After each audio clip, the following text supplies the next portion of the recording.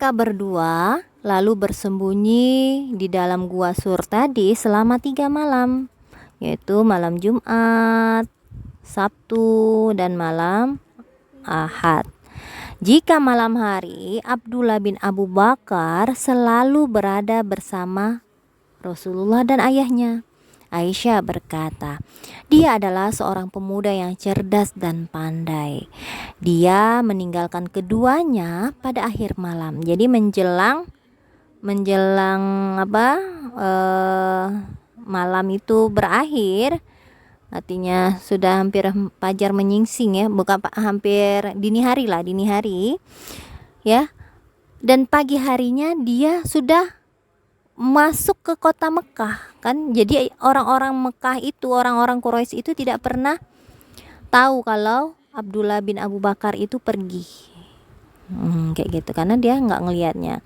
Setiap masalah yang hendak diketahui oleh Rasulullah dan Abu Bakar, maka Abdullah bin Abu Bakar ini mengupingnya. Lalu pada malam hari dia mendatangi Rasulullah dan ayahnya secara sembunyi-sembunyi untuk menyampaikan kabar itu. Ya demi Islam, demi ayahnya. Abu Bakar juga mempunyai pembantu yang bernama Amir bin Buhairah yang bertugas mengembala domba-domba.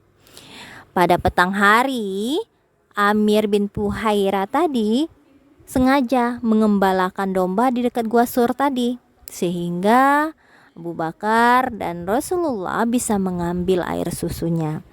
Amir menunggu domba-domba itu hingga akhir malam. Begitulah yang dilakukan oleh Amir dan Abdullah bin Abu Bakar selama 3 malam itu.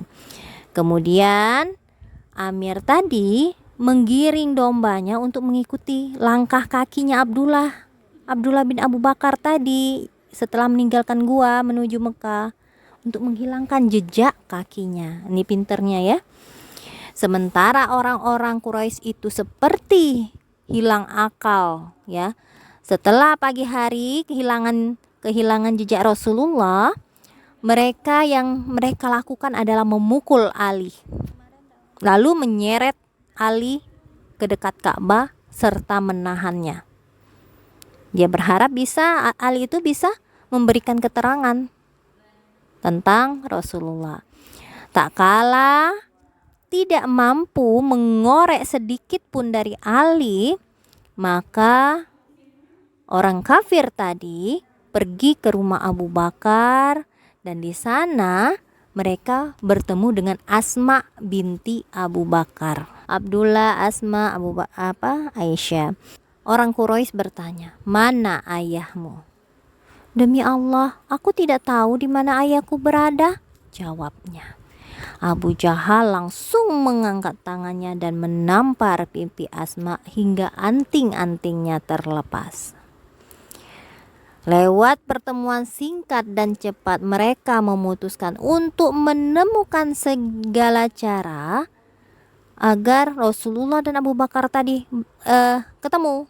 Nah, di setiap jalur yang ada di Mekah, mereka berikan penjaga ya, dengan peralatan senjata yang lengkap, dan siapapun yang bisa membawa Rasulullah kepada mereka hidup atau mati, maka hadiahnya adalah 100 ekor unta. Banyak mbak, 100 ekor unta. Banyak sekali. Pada saat itu setiap penunggang kuda, pejalan kaki, para pencari jejak sibuk mencari beliau ke gunung, lembah, dataran tinggi, dataran rendah, tapi nihil ya, tidak ketemu. Sebenarnya ada di antara mereka yang sudah mendekati mulut gua Sur, tetapi Allah lebih kuasa. Al-Bukhari meriwayatkan dari Anas dari Abu Bakar, ada apa?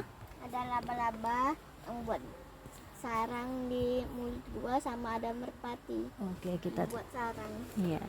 Nih, jadi Abu Bakar berkata sendiri di sini, "Aku bersama Nabi Shallallahu Alaihi Wasallam di dalam gua. Kudongakkan kepala dan kulihat kaki beberapa orang. Aku berkata, wahai Nabi Allah, andai kata mereka melongokkan pandangannya, tentu mereka akan melihat kita.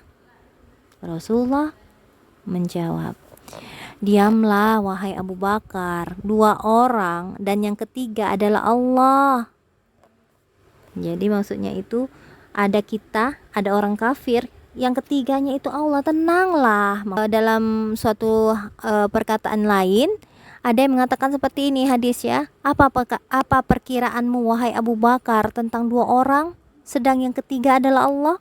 Nah, jadi jangan khawatir, kita itu sebenarnya sudah dijaga oleh Allah. Akhirnya para pencari jejak Rasul tadi, walaupun jarak mereka itu dekat, hanya beberapa langkah saja, mereka tidak menemukan Rasulullah.